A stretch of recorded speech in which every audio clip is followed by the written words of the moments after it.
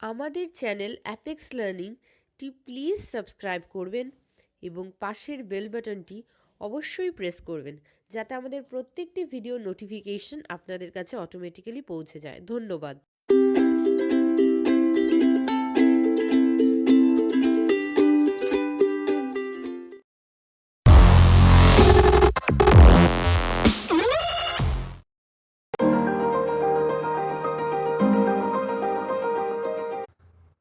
নমস্কার বন্ধুরা, অ্যাপেক্স লার্নিংয়ে সবাইকে স্বাগত। আমাদের আজকের বিষয় ইতিহাস, এবং ইতিহাসে আমরা পরবর্তী কোশ্চেনগুলিকে নিয়ে হাজির হয়েছি।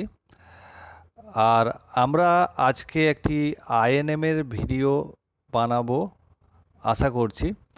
যদি আপনাদের আইএনএমের ভিডিও মানে খুবই দরকারি হয় বা আপনাদের খুব প্রয়োজন হয়, তাহলে আপনারা অবশ্যই এই ভিডিওর তলায় কমেন্ট করে অবশ্যই জানান এবং এই ভিডিওটিকে লাইক করুন, যাতে করে আমরা আইএনএমের ভিডিওটি আজকে বা কালকের মধ্যে আপনাদের কাছে নিয়ে আসতে পারি। তো শুরু করা যাক আজকের কোশ্চেনগুলি। আজকের ফার্স্ট কোশ্চেন যেটা, কে সতীদাহ প্রথা নিষিদ্ধ করেছিলেন? সেটা লর্ড উইলিয়াম বেন্টিক। এটা সহায়তা কে করেছিলেন? রাজা রামমোহন রায়। সালটা হচ্ছে 1829 খ্রিস্টাব্দ। এরপর মানে এখানে আমাদের কোশ্চেন আসতেই পারে যে কার সহায়তায় কে করেছিলেন। তাহলে লর্ড উইলিয়াম বেন্টিক করেছিলেন, সহায়তা করেছিলেন রাজা রামমোহন রায়, বা উল্টিও আসতে পারে রাজা রামমোহন রায় করেছিলেন, সহায়তা করেছিলেন লর্ড উইলিয়াম বেন্টিক। আর উইলিয়াম বেন্টিক মনে রাখতে হবে তখন আমাদের ভাইসরয় ছিলেন। আর এর সালটা কত সাল সেটাও আসতে পারে, 1829 সাল, সেটাও আমাদের কাছে খুব ইম্পর্ট্যান্ট। এরপরে আমাদের নেক্সট যেটা, ভারতের প্রথম আধুনিক মানুষ কাকে বলা হয়? সেটা বলা হয় রাজা রামমোহন রায়কে। এটা আমাদের কাছে অনলাইন কোশ্চেন। এরপর ঈশ্বরচন্দ্র বিদ্যাসাগর আমাদের কথামালা বর্ণপরিচয় এই দুটি রচনা করেছিলেন। তারপরে আমাদের নেক্সট যে কোশ্চেন, কাকে ঐতিহ্য আধুনিকার যোগসূত্র বলে অভিহিত করা হয়? যেটা ঈশ্বরচন্দ্র বিদ্যাসাগর। আমাদের যেটা আমরা ইংলিশে শুনে এসেছি ট্র্যাডিশনাল মডার্নাইজার। ট্র্যাডিশনাল মডার্নাইজার বলে আমরা যেটা শুনে এসেছি বিসিএস এর কোশ্চেনে, সেটা হচ্ছে ঈশ্বরচন্দ্র বিদ্যাসাগর। আমরা অনেকেই বিবেকানন্দ বা রাজা রামমোহন রায়কে মেরে দিই, কিন্তু অ্যান্সারটা ঈশ্বরচন্দ্র বিদ্যাসাগর। এরপর রবীন্দ্রনাথ কাকে বাংলা ভাষার প্রথম যথার্থ শিল্পী বলে অভিহিত করেছেন? সেটা ঈশ্বরচন্দ্র বিদ্যাসাগরকে। এরপরে আমাদের বাংলা ভাষায় প্রকাশিত প্রথম সাপ্তাহিক সংবাদপত্র কোনটি? যেটা 1818 সালে খ্রিস্টাব্দে প্রকাশিত হয়েছিল, উইলিয়াম কেরি সম্পাদিত সমাচার দর্পণ। তারপরে নেক্সট কোশ্চেন, বিধবা বিবাহ আইন কোন বছর কার্যকরী হয়? সেটা 1856 খ্রিস্টাব্দে। এবং এই বিধবা বিবাহ আইনকে নিয়ে আমাদের কাছে অনেক কনফিউজিং আছে যে এটা লর্ড ডালহৌসি করেছে কিনা, বা এটা লর্ড ক্যানিং করেছে কিনা। তো আমরা সেই কোশ্চেনটার অ্যান্সার আমরা নেক্সট কোশ্চেনেই পেয়ে যাব, যে আইনটা কে বিধবা বিবাহ আইনটা প্রচলন করেন? সেটা হচ্ছে আমাদের লর্ড ডালহৌসি বিধবা বিবাহ আইনটা প্রণয়ন করেন, কিন্তু ওই আইনে স্বাক্ষর করেছিলেন, মনে রাখতে হবে স্বাক্ষর কে করেছিলেন, সেটা লর্ড ক্যানিং। তো আমাদের এবারে কনফিউজিংটা দূর হয়ে যাওয়ার কথা। এরপর কলিকাতা বিশ্ববিদ্যালয় কবে স্থাপিত হয়? সেটা স্থাপিত হয় কত সালে? না 1857 সাল 24শে জানুয়ারি। তো এই 1857 সালে শুধু কলকাতা না, আরও দুটো জায়গায় বিশ্ববিদ্যালয় স্থাপন হয়েছিল। সেটা হচ্ছে কোথায়? একটা বোম্বে আর একটা মাদ্রাজে। এরপরে আমরা নেক্সট কোশ্চেনে আসি, সেটা হ্যাঁ, চার্লস উড কে ছিলেন? চার্লস উড ছিলেন আমাদের বোর্ড অফ কন্ট্রোলের সভাপতি। এরপরে আমাদের নেক্সট কোশ্চেন যেটা, কোন বছর কলকাতায় সংস্কৃত কলেজ স্থাপিত হয়? আমাদের খুব ইম্পর্টেন্ট কোশ্চেন এবং প্রায় এসে থাকে আমাদের 1824 খ্রিস্টাব্দে।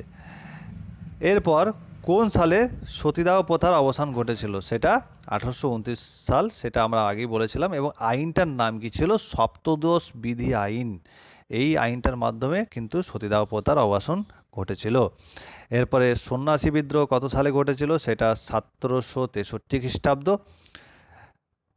এরপর হরিশ্চন্দ্র মুখোপাধ্যায়ের সম্পাদিত যে পত্রিকাটা, সেই পত্রিকাটা বিখ্যাত পত্রিকা, যেটার নাম হিন্দু প্যাট্রিয়ট, আমাদের খুব আসে পরীক্ষাতে।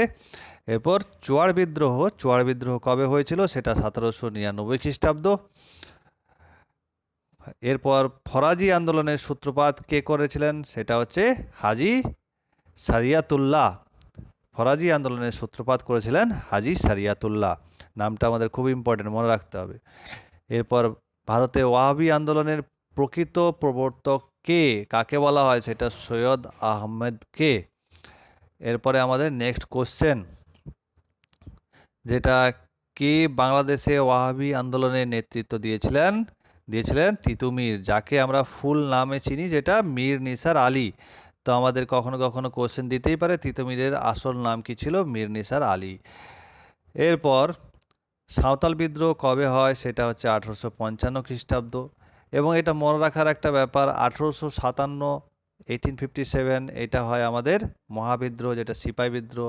1855, এই 55তে হয়েছিল আমাদের কি, সাঁওতাল বিদ্রোহ। এবং 1859 এটাতে হয়েছিল নীল বিদ্রোহ। তা আমাদের এই তিনটা বিদ্রোহ পরপর হয়েছিল, 2 বছর করে গ্যাপ, 2 ইয়ার্স করে গ্যাপ। তো এটা আমাদের মনে রাখতে হবে।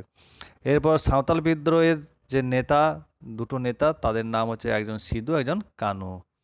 এরপর কোল বিদ্রোহর একজন নেতার নাম, তো এখানে 4টা নেতার নাম দেওয়া আছে, যে কোনো একটা নাম হতে পারে, বুদ্ধ ভকত, সুইমুন্ডা, সিংরাই মাংকি, বিন্দ্রাই মাংকি। এরপর কত খ্রিস্টাব্দে সিপাহী বিদ্রোহ শুরু হয়, সেটা আমরা তো সালটা জানি 1857 খ্রিস্টাব্দ, কিন্তু ডেটটা আমাদের কাছে খুব ইম্পর্ট্যান্ট, যেটা 29শে মার্চ। এরপরে আমাদের নেক্সট কোশ্চেন, যেটা সিপাহী বিদ্রোহ প্রথম কোথায় আত্মপ্রকাশ করে, সেটা কলকাতার কাছে ব্যারাকপুর জায়গা, সে ব্যারাকপুরে, এটা আমাদের নর্থ 24 পরগনার মধ্যে পড়ছে। তারপরে কোন গভর্নর জেনারেল প্রথম সিপাহী বিদ্রোহ হয়, সেটা হচ্ছে লর্ড ক্যানিংয়ের সময়ে। এরপর সিপাহী বিদ্রোহের প্রথম শহীদ কে ছিলেন, প্রথম শহীদ ছিলেন মঙ্গল পাণ্ডে। এরপর নানা সাহেব কে ছিলেন, নানা সাহেব ছিলেন পেশোয়া দ্বিতীয় বাজিরাওয়ের দত্তক পুত্র এবং সিপাহী বিদ্রোহের একজন নেতা। এরপরে ঝাঁসি রানী কেন বিখ্যাত, 1857 সালের মহাবিদ্রোহের নেত্রী বলা হয় ঝাঁসি রানীকে। এরপরে আমরা নেক্সট কোশ্চেনে আসি, তাতিয়া তোপি কে ছিলেন। তাতিয়া তোপি হচ্ছে 1857 মহাবিদ্রোহে ভারতীয় নেতা এবং নানা সাহেবের বিশ্বস্ত সেনাপতি ছিলেন। নানা সাহেবের সেনাপতি ছিলেন তাতিয়া তোপি। তারপরে ভারতের শেষ মুঘল সম্রাটকে দ্বিতীয় বাহাদুর শাহ জাফর বলা হয়। এরপর এই আরেকটা ইনফরমেশন আমি বলে দিই, এই বাহাদুর শাহ জাফরের এনার কবর যেটা, সেটা এখন সম্ভবত মায়ানমারে রয়েছে। এরপর অযোধ্যার ও লখনৌ 1857 খ্রিস্টাব্দে বিদ্রোহের সময় যে বিদ্রোহীদের পরিচালনা কে করেছিলেন, সেটা হচ্ছে ফৈজাবাদ, তার সেখানকার মৌলভী ছিলেন আহমদুল্লাহ, ইনি কিন্তু পরিচালনা করেছিলেন অযোধ্যা আর লখনৌ। এবং 1857 সালে বিদ্রোহে যিনি আমাদের বিহার থেকে পরিচালনা করেছিলেন, তিনি হচ্ছেন বিহারের আড়া জেলার জমিদার কুনওয়ার সিং। এরপরে 1857 খ্রিস্টাব্দের বিদ্রোহ সম্পর্কে বীর সাভারকর একটা মন্তব্য করেছিলেন, সেইটা মন্তব্যটা হচ্ছে আমাদের কোশ্চেনে আসেই প্রায়, সেটা ভারতের প্রথম স্বাধীনতার যুদ্ধ, বা এটা কোশ্চেনটা কখনো ঘুরিয়ে দিতে পারে, ভারতের প্রথম স্বাধীনতার যুদ্ধ এটা কে করেছিলেন সিপাহী বিদ্রোহকে, সেটা বীর সাভারকর। এরপরে আমাদের নেক্সট কোশ্চেন যেটা, সেটা হচ্ছে সাঁওতালরা রাজমহল মুর্শিদাবাদ অঞ্চল কেটে, একটা জঙ্গল কেটে যে একটা কৃষিক্ষেত্র গড়ে তুলেছিলেন, সেই কৃষিক্ষেত্রের নাম কি, খুব আসে কোশ্চেনটা, যেটা একটা বলে দামান ইকো এবং মুক্ত অঞ্চল, বা যেটা যে কোনো একটা, দামানিকো বা মুক্ত অঞ্চল। এরপরে হান্টার কোন বিদ্রোহকে কৃষকদের সাপেক্ষে লাল প্রজাতন্ত্রী আন্দোলন বলেছিলেন, সেটা হচ্ছে তিতুমিরের আন্দোলনকে।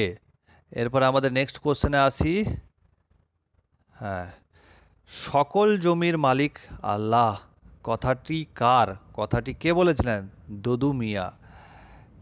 এবং দদু মিয়া 1819 থেকে 60 পর্যন্ত, এটা খুব একটা ইম্পর্টেন্ট না, কিন্তু কথাটা কার, সেটা দদু মিয়ার, সেটাই আমার কাছে ইম্পর্টেন্ট। এরপরে বঙ্কিমচন্দ্রের কোন গ্রন্থে সন্ন্যাসী বিদ্রোহের কথা বলা রয়েছে? সন্ন্যাসী বিদ্রোহ আগে বললাম সালটা, এবং এটা কোন উপন্যাসে বলা রয়েছে? সেটা দেবী চৌধুরানী রানী, বঙ্কিমচন্দ্রের বিখ্যাত উপন্যাস। এরপরে ডক্টর নটরাজন সাঁওতাল বিদ্রোহের প্রকৃতি সম্পর্কে কি মন্তব্য করেছিলেন? তিনি বলেছিলেন, নটরাজনের মতে এটি ছিল একটি কৃষক বিদ্রোহ। এরপরে 1857 খ্রিস্টাব্দে বিদ্রোহের প্রত্যক্ষ কারণ কি ছিল? প্রত্যক্ষ কারণ একটাই কারণ ছিল, আমরা সবাই জানি, ছোটবেলা থেকে পড়ে আসছি, যেটা একটা এনফিল্ড বলে একটা রাইফেল ছিল, বন্দুক, এবং সেই কার্তুজটাকে মুখে করে ছিঁড়তে হতো, যেটা একটা পশু চর্বি দিয়ে বানানো আর কি। তো সেটা অনেকে অস্বীকার করেছিল এবং সেটার জন্য সেনাদের মধ্যে অসন্তোষ দেখা দেয়, এর ফলে বিদ্রোহটা ছড়িয়ে পড়ে। এরপর 1857 খ্রিস্টাব্দে বিদ্রোহ দমনের যে ব্রিটিশ সেনাপতিদের নিয়োগ করা হয়েছিল, তাদের নাম দুজন হচ্ছে, একজন হ্যাভলক, একজন আউট্রাম। এই দুটো নাম খুব ইম্পর্ট্যান্ট আমাদের কাছে, তো নাম দুটো মনে রাখতে হবে। এরপর নানা সাহেব কখন কোথায় নিজেকে পেশোয়া, এটা পেশোয়া হবে, পেশোয়া হিসেবে ঘোষণা করেন? সেটা কানপুরে 1857 খ্রিস্টাব্দের বিদ্রোহের নেতৃত্বদানকালে তিনি ঘোষণা করেছিলেন। এরপর 1857 খ্রিস্টাব্দের বিদ্রোহের ঝটিকা কেন্দ্র মানে তাৎক্ষণিক কেন্দ্র কোথায় কোথায় ছিল? সেটা অযোধ্যা, দিল্লি, কানপুর, লখনৌ, রায়বেরালি, ঝাঁসি, আড়া, এই জায়গাগুলোতে বিদ্রোহ ছড়িয়ে পড়েছিল। এরপর আমাদের সাঁওতাল বিদ্রোহের কজন নেতা নিহত হন? 25,000, প্রায় 25,000 সাঁওতাল, এটা সাঁওতাল বিদ্রোহে কজন সাঁওতাল নিহত হন? সেটা প্রায় 25,000 সাঁওতাল নিহত হয়েছিলেন। এরপরে ফরাজি কথাটির অর্থ কি? ফরাজি কথাটির অর্থ হচ্ছে ইসলামের পবিত্র আদর্শ বশ্যতামূলকভাবে পালন। ইসলামের পবিত্র আদর্শ বশ্যতামূলকভাবে পালন, এটা ফরাজি কথার অর্থ। এরপরে কে ভারতের প্রথম ওয়াহাবি মত প্রচার করেন? তিনি দিল্লির মুসলিম সন্ত শাহ আওয়ালি উল্লাহ এবং তার পুত্র আব্দুল আজিজ। ঠিক আছে বন্ধুরা, আজকে এই পর্যন্তই। আশা করি আপনাদের ভিডিওগুলি হয়তো ভালো লাগছে। আপনারা এখান থেকে পজ করে আপনাদের কোশ্চেনগুলি টুকে নিতে পারেন, বা আমরা এই ভিডিওর যতগুলো ভিডিও সিরিজ করছি, আশা করি আমাদের ভিডিওগুলি প্রায় শেষের মুখে, এবং আমরা এই কোশ্চেনগুলি পিডিএফ আকারে আপনাদের সামনে নিয়ে আসব ও এই 2-1 দিনের মধ্যে। ততদিন পর্যন্ত আপনারা ওয়েট করুন। আজকের জন্য এখানেই ধন্যবাদ। Good night.